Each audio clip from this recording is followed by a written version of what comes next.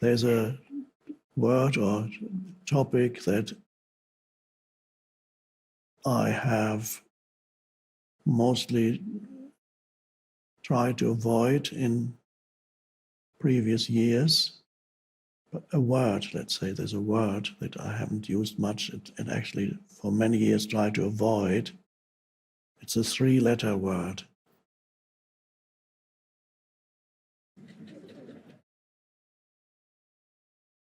God.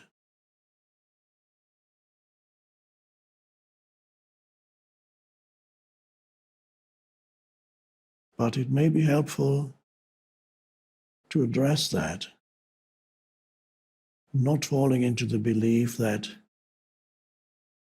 you could possibly understand what that word means or what it points to, because a conceptual understanding of God would be impossible. It's absurd to even try. And yet, you can approach it a little bit.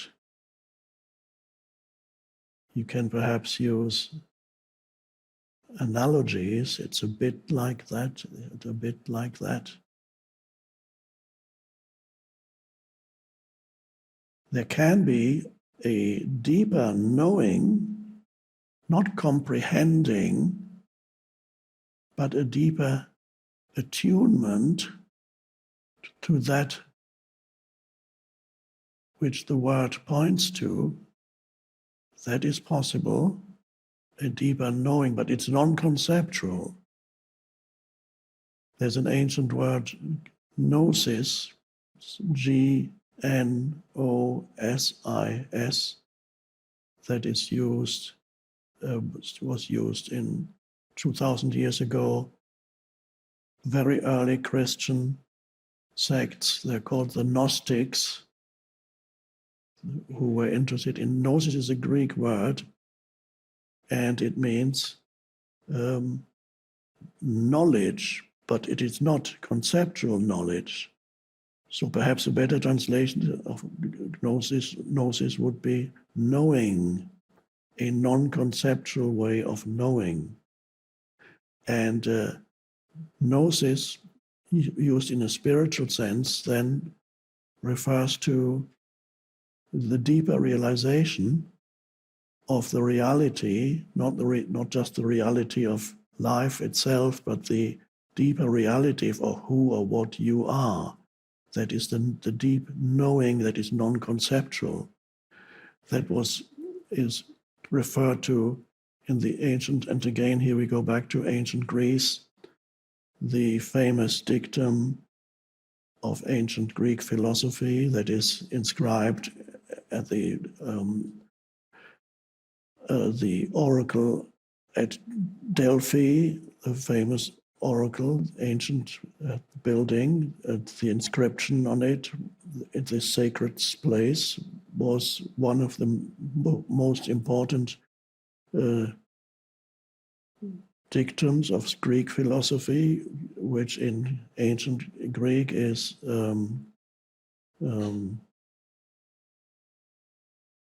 gnoti. I apologize for my deficient ancient Greek. I haven't spoken ancient Greek in 2,500 years, so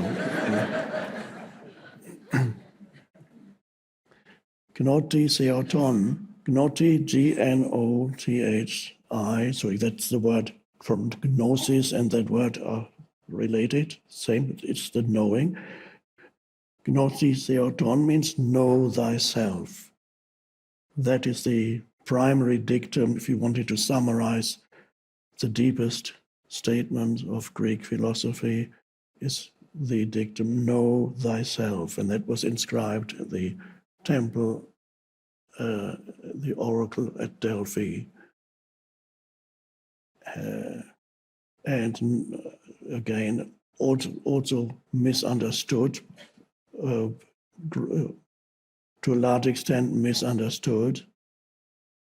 It does not point to knowing the makeup of your personality, although there's nothing wrong with that, because that is the realm of psychoanalysis and so investigating or the makeup, the hidden facets of your personality and so on.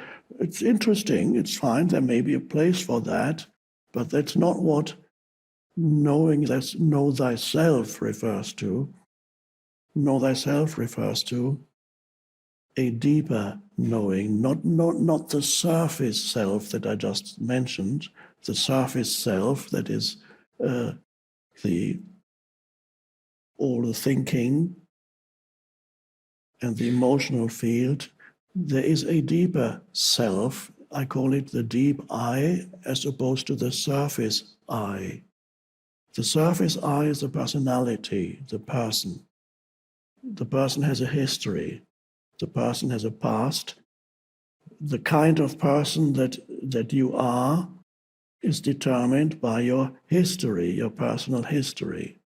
Whether you just look at your personal since birth in this lifetime, or if you like, you can include in your personal history all your incarnations. If you believe in incarnations, I don't want to convince anybody of anything. You're free to believe that you did not start when this physical form, came into this dimension. But no matter what you believe, the fact remains that who or what you are as a person is determined by the past, by what happened to you in the past or what you did in the past. So it's a conditioned entity, conditioned by the past. So you are a historical person. And everybody is a different person because you have had different things happening to you and you did different things in this lifetime and perhaps many other lifetimes before. And so all that constitutes the person. And knowing thyself does not refer to, although some people believe that it does not refer to knowing all your past lifetimes either. That certainly would be interesting. I mean, you could, let's say you've had 100 lifetimes, 200, who knows, 500, 1,000. Well, if you go far enough back, you started as a mineral. And then you became a fish. And then you tried to crawl on land. Well, that was terrible trauma. Are you still carrying that trauma in your energy field? That was horrible. It was such hard work. It's not fair that I had to do that. And then gradually you started to live on land. Or maybe before you were a fish, no, you were simple plant life, ferns. So for a few million years you were a fern, and so on. And then you became a human. And that was what really got difficult.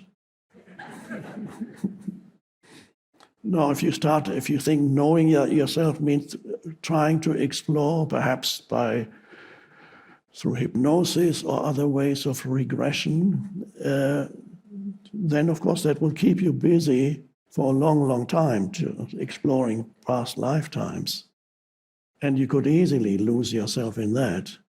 It's like reading a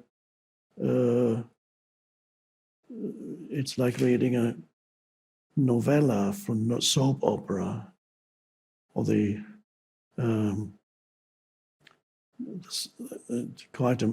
soap operas. I don't know if they still exist. They're still popular in Latin America. You have the typical soap operas where you have certain characters, set characters. It's the evil rich woman and the good poor maid and the good-looking son, and then he's seduced by this and that. Is basically always the same.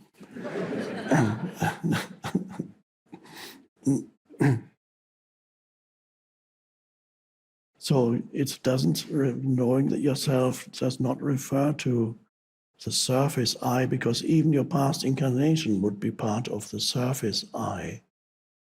Know thyself means know thyself deeply. Know who you are or what you are in the depths of your being. So there's a deeper knowing that can refer to yourself. That's the most important knowing. And the only way you can know God in a non-conceptual way is going deep enough within. You cannot know God by exploring the out there. Traditionally, people have always looked up when they talked of God. Oh, God, He must be there.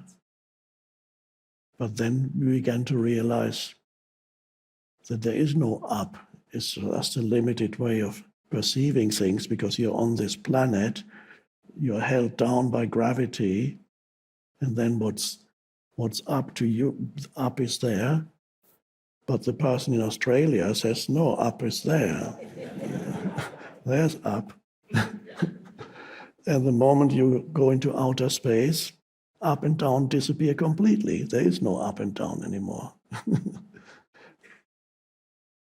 And so a Russian astronaut, one of the first who went out into outer space, returned. And of course, at that time, the Soviet Union was an atheist state. So the official position of the state was, there is no God, the party is God.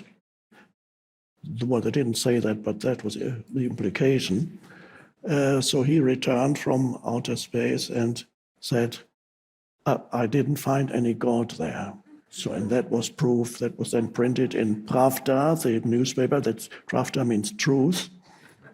And there is no God. He didn't see any God up there.